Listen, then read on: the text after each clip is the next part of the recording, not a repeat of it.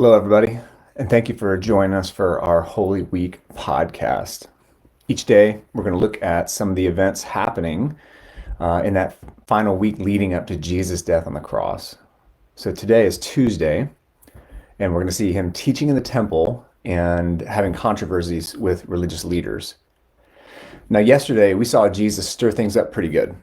He was flipping over tables and he cleared out people who were taking advantage of God's house, and he set the tone for his last week on earth. Now, today, on Tuesday of his last week, we also find his teaching being attacked by the Jewish religious leaders. So, as was usually the case, they thought that they could trap Jesus by getting him to say something against either the law or God or something that they could discredit him with. But things don't go as planned for his enemies because Jesus takes their question that they're going to ask and he masterfully gives an answer that not only sums up his ministry, but also the entire law itself, highlighting their misunderstanding of what following God is really all about. So the scene that we're going to see today is found in Matthew 22, verses 34 through 40. So listen to this. When the Pharisees heard that he had silenced the Sadducees, they came together. Now, these are two of the leading Jewish religious groups of Jesus' day. So the Pharisees, they're experts in the law, and they were seen as really relating more to the common man. And the Sadducees, on the other hand, were very political and closely connected to Rome and the power and the upper class that went with that. So although they both made up the ruling judicial body, the Sanhedrin, they disagreed quite a bit on theology, to the point of being almost enemies over their differences. However, for this moment, this is interesting, and this man, Jesus, they come together to silence him. So Jesus is threatening their power and their influence and their way of life. All right, so back to Matthew, verse 35. And one of them, an expert in the law, asked a question to test him. Teacher, which command in the law is the greatest? It's like, oh, here's the setup. So he says to him, love the Lord your God with all your heart, all your soul, all your mind. This is the greatest and most important command. The second is like it. Love your neighbor as yourself. All the law and the prophets depend on these two commands. So the whole Old Testament, the whole Bible to this point. So what just happened there? So Jesus sums up the 10 commandments. All 613 Jewish laws rest on and are summarized by the famous 10 commandments. Well, how? Here. 1 through 4, relationship with God.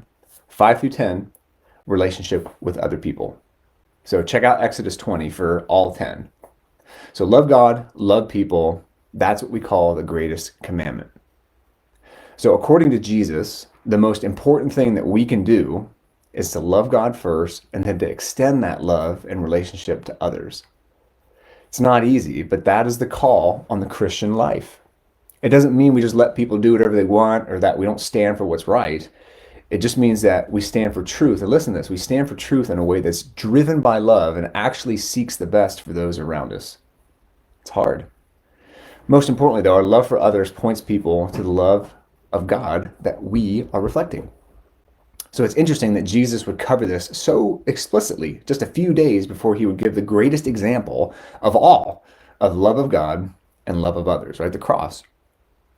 So right after that little interaction we just read, so then Jesus is going to have some of his strongest words about those Jewish religious leaders. He's going to call them hypocrites over and over and over. So you can check out Matthew 23 for that. And you'll get a good sense of how Jesus feels about fake followers of God.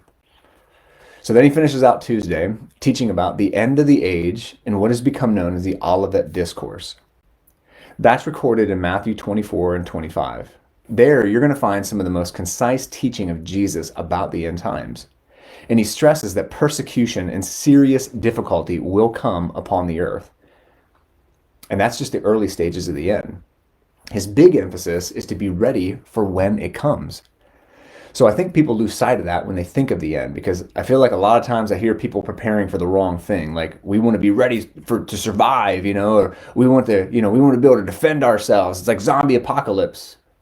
But Jesus says, first and foremost, your soul needs to be ready for the end.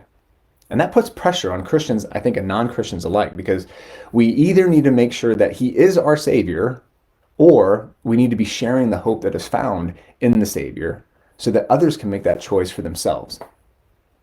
So, and another emphasis in all of this in Jesus, really, it's central to the whole thing. In Matthew 24, verse 6, he says, "See that you are not alarmed, because these things must take place." Think about that. He promises that we'll face serious hardship and persecution. He is preparing us for reality. But then he says, don't be alarmed.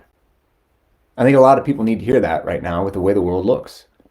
So don't forget that Jesus is still in charge and Jesus still has a plan. The world is not spinning out of control and God is still there. Both of those can be hard. So when you forget that, you find yourself being fearful, angry, or lost. Remember Jesus' words, the words of your Savior if you're a Christian. See that you are not alarmed. That's what he emphasizes in the waning days of his life on earth. It's pretty interesting. All right, so tomorrow on Wednesday of his last week on earth, Jesus has a packed schedule. There's a lot that happens to move the pieces of his arrest and his crucifixion into place. So also the timeline is a little different than most people realize because of two things.